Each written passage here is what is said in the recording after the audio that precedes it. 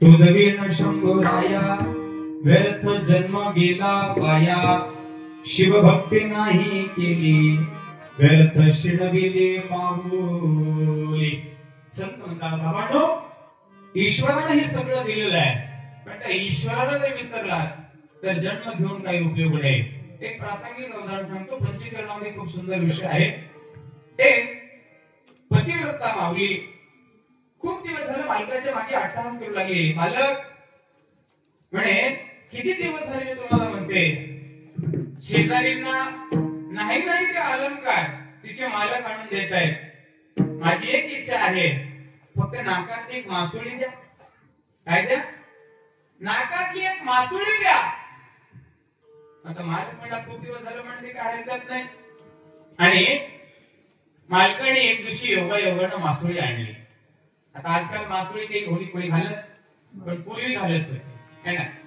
माशाचा आकाराचा मासुळी नाकात. ती मासुळी घेऊन आली, नाकामध्ये घातली. आता महिलांची सवय अशी असते, ती लिहून आरशात तर बघितली पण समाधान नाही झालं.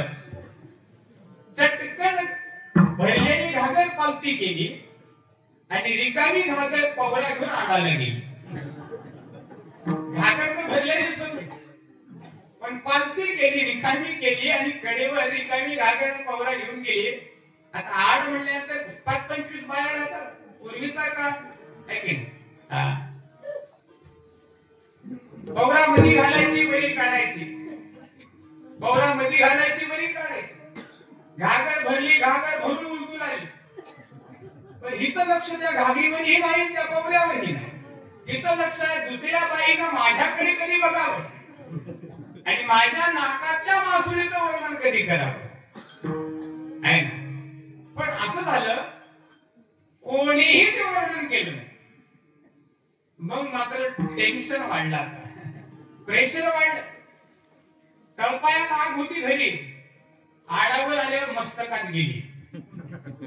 तळपायाची मस्तकात गेली. कच्च कुण घागर उचलली, दंड होऊन आदळली. आता आदळल्यावर तर कोणतं बघावं लागत. आणि बाई, घागरी मिळेना झाल्या, घागर का फोडलीस? तुझ्या डोळ्यात काय माती गेली का म्हणली. एवढं म्हणल्यावरही त्या मावशीला वाटलं, ही भांडण्याची बला अंगावर घेण्यापेक्षा बघ बाई तुझं तू म्हणली. ती गेली परत. आता मस्तकातली जी आग होती ती सगळ्या अंगाला भिडली. ते घागर आपटून जर बघत नसेल, शेवटी घराकडे गेली. पूर्वी छपराची पुडाची घर होती. चूल फुकाया गेली आणि पुडाला पेटवली. पुड पेटलं आणि धन धन धन घाग जळू लागला. वळत बाहेर आली. विधवाई कोणीतरी, जाळाला विधवा कोणीतरी म्हणलं. आणि त्या जाळाच्या प्रकाशामध्ये हिच्या मासुळीतला खडा नक्कर चमकला.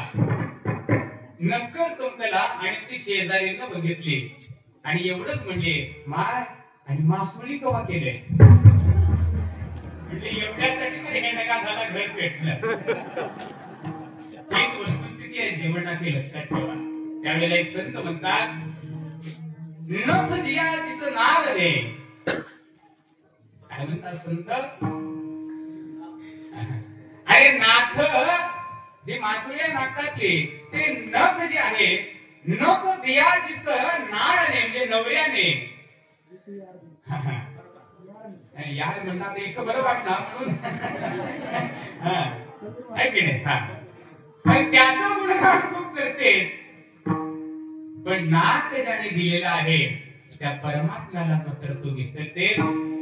काय म्हणावे तुम्हाला ऐसे कैसे म्हणून संत म्हणतात, बाबा संसाराच्या ठाई आम्ही एवढे गुंतलो की त्या परमात्म्याचं मंदिर येण्यासाठी, मंदिराला येण्यासाठी सुद्धा दुर्लक्षित झालो. असं अलौकिक मंदिर आमच्या परिसरात आम्हाला पाहायला मिळत नाही. पण तुमच्या परिसराचं भाग्य आहे, तुमच्या गावाचं भाग्य आहे, जे राजा दुर्योधनाने किंबहुना त्यांच्याही आपल्याला कोणीतरी महान पुरुषांनी तुमच्या गावामध्ये असं भव्य शिवालय निर्माण केलेलं आहे. आज जर ही वास्तू उभं करावी म्हणले ना, करोडो रुपये जरी मोजाल तरी ही वास्तू आज उभी टाकू शकत नाही. ती वास्तू तुमच्या गावामध्ये आहे, एक चैतन्य तुमच्या गावामध्ये आहे. आणि त्या परमात्म्याचं जर तुम्हाला विसर पडत असेल तर संत म्हणतात, केवळ संसाराच्या ठाई तुम्ही सुखी होऊ शकत नाही, तर संसार करत करत तुम्हाला परमार्थाकडे लक्ष द्यावं लागेल. तुमच्या आत्म उन्नतीसाठी तुम्हाला परमात्म्याला भजावं लागेल. आणि जोपर्यंत तुम्ही परमात्म्याला भजू शकत नाही किंवा त्याच्याकडे जात नाही, तोपर्यंत तुमचा उद्धार होऊ शकत नाही. शिवाय